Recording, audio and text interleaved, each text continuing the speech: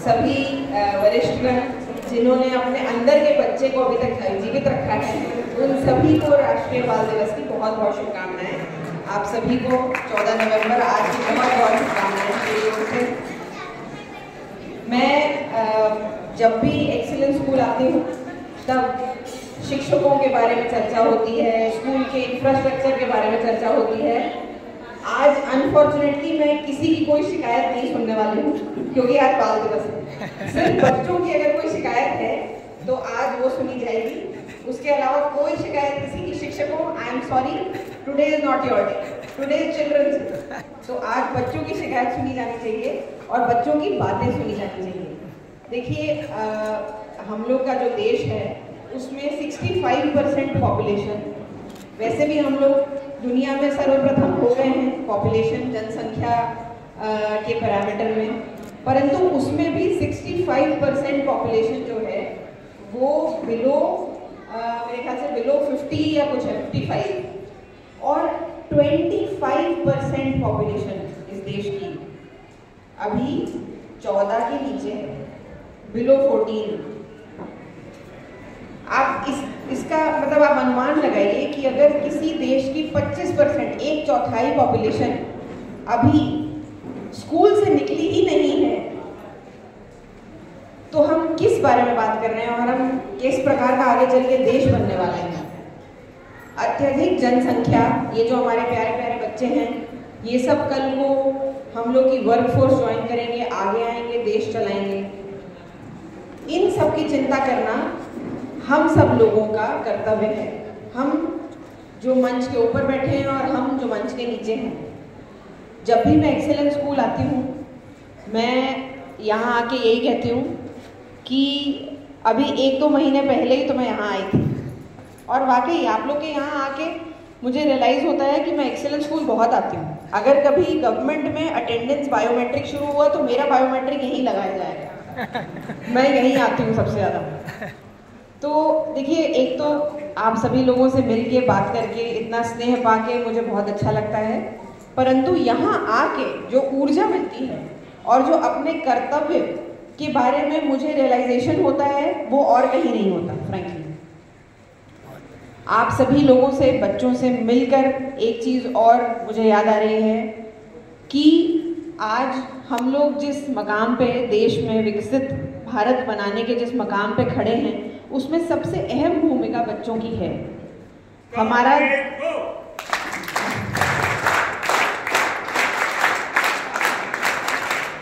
ये जो बीच में बैकग्राउंड म्यूजिक एकदम से आ जाता है ना, वो थोड़ा डरा देता है। कभी किसी मीटिंग में अगली बार की टीएल बैठक जो मंडे को सोमवार को कलेक्ट्रेट में होती है, उसमें आप लोगों को बुलाया जाएगा लोगों को जगाने और सतर्क करने।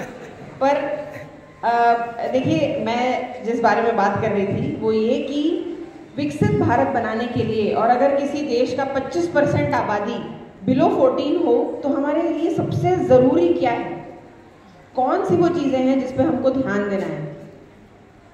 उनसे बेटा अनफॉर्चुनेटली आप लोगों का ही सबसे ज़्यादा संबंध है। एक है शिक्षा और दूसरा है स्वास्थ्य, और मुझे लगता है मंदसौर ज़िले में हम लोग सर्वाधिक इस पे काम करते हैं। यदि आप मेरे से भी व्यक्तिगत रूप से भी अगर आप मेरे से पूछें तो मेरे दिन का कम से कम 15-20% शिक्षा और स्वास्थ्य विभाग के कार्यों पे और उनसे संबंधित किसी चीज़ पे जाता है। मुझे इस चीज़ का गर्व है कि हमारे देश में मंदसौर अपने आप में एक नए कीर्तिमान स्थापित करने में कायम हुआ है। चाहे वो टोबैको कैंपेन हो, चाहे वो टीबी कैंपेन हो, चाहे वो बच्चों के 12वीं के रिजल्ट की बात हो, या ओवरऑल स्वास्थ्य सुविधाओं के बारे में बात हो। मुझे लगता है हमें सर्वप्रथम इन चीज़ों पे ध्यान देना चाहिए। मैं जानती हूँ कि इन चीज़ों पे ध्यान देने के लिए हमें अन्य चीज़ों को भी प्राथमिकता देनी होगी, चाहे वो शिक्षकों की अपेक्षाएं हों या शहर की अपेक्षाएं हों, पर्यावरण से संबंधित चीज़ें हों या मास्टर प्लान से संबंधित चीज़ें हों। हमें इन सब चीज़ों पे ध्यान आगे आने वाली पीढ़ी पे देने के लिए ज़रूरी है कि हम वो करें। जापान में मैं आपके साथ एक शेयर करना चाहती हूँ। जापान जो कंट्री है, वहाँ पे जैसे हम लोग के यहाँ पहले 5 ईयर प्लान बनता था ना, पंचवर्षीय योजना, तो जापान एक ऐसा देश है जहाँ पे सर्वाधिक उनके यहाँ एल्डरली पॉपुलेशन है, वृद्धजन उनके यहाँ ज़्यादा है। उनकी 60% आबादी मतलब 70 ईयर के ऊपर है। तो वो सारे लोग अब वर्क फोर्स से हट चुके हैं, काम काज करना छोड़ चुके हैं। उस देश की प्राथमिकताएं क्या होती हैं ये आप सोचिए। वो देश जहाँ सर्वाधिक रूप से जनसंख्या 70 के ऊपर है, वहाँ वो 5 वर्षीय, 2 वर्षीय या 3 वर्षीय प्लान नहीं बनाते हैं, वो बनाते हैं 15 वर्षीय प्लान, 25 ईयर प्लान। सोचिए, वो देश जहाँ पे अत्यधिक संख्या वृद्ध हो चुकी है, पर फिर भी उन्हें पता है कि प्राथमिकता किसे देनी है, आगे आने वाली पीढ़ी को, जो अगले 10, 15, 20 साल में इस देश को चलाएंगे। आपसे मेरी ये विनती है कि आप अपना भविष्य कैसा देखना चाहते हैं उसमें सहभागिता दें। हम लोग से ना एक्सपेक्ट करें कि हम बताएंगे कि आपका भविष्य कैसे होने वाला है। आपका भविष्य आपका अधिकार है, आप बताइए कि इस भविष्य को कैसे रचा जाए, उसमें आप सहभागिता दीजिए। कैसे सहभागिता देंगे? समाज से जुड़ के, सामाजिक कार्यों से जुड़ के, देश के विकास और हमारे समाज के विकास की चीज़ों पे ध्यान देके, और सर्वप्रथम अपनी ड्यूटी, अपनी रिस्पॉन्सिबिलिटी, अपने विकास के बारे में सोच के। जब हम सेल्फिश होते हैं तभी हम सबके बारे में सोचते हैं। मेरा ये मानना है कि अगर बच्चे, हम लोग आज आगे आने वाली पीढ़ी अपने भविष्य के बारे में चिंता करेंगे तो हम सबके भविष्य के बारे में चिंता करेंगे।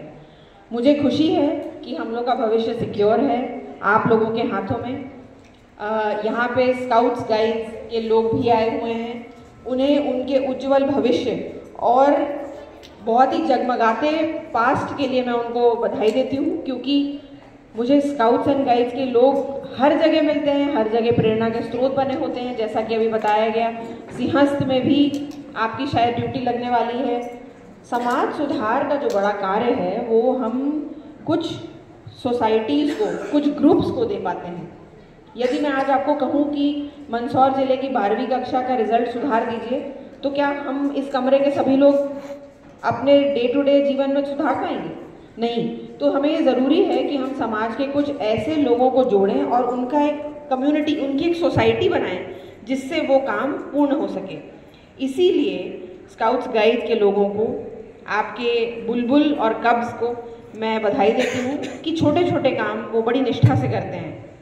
किसी ने अभी मुझे कहा कि अगर कोई काम स्काउट्स गाइड को दे दिया जाए तो वो बिल्कुल भिड़ जाते हैं उसको करने में। यही जोश है, यही जोश हम लोग को अपने जीवन में लाना है, और इसी के लिए आज का दिवस, बाल दिवस मनाया जाता है। हम सबको याद दिलाने के लिए कि जब हम छोटे थे तो हमारे क्या सपने थे, क्या हमने उन्हें अचीव कर लिया, उन सपनों को अचीव करने के लिए हमें क्या करना चाहिए, इस पे हम लोग ध्यान दें। एक छोटी सी कविता है, मुझे ध्यान नहीं आ रहा है किसके द्वारा रचित है, लेकिन ये आगे आने वाली पीढ़ी के लिए बहुत ज़रूरी है।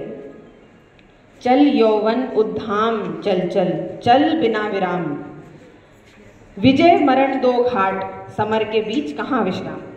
आप सभी को पुनः बाल दिवस की बहुत बहुत शुभकामनाएं।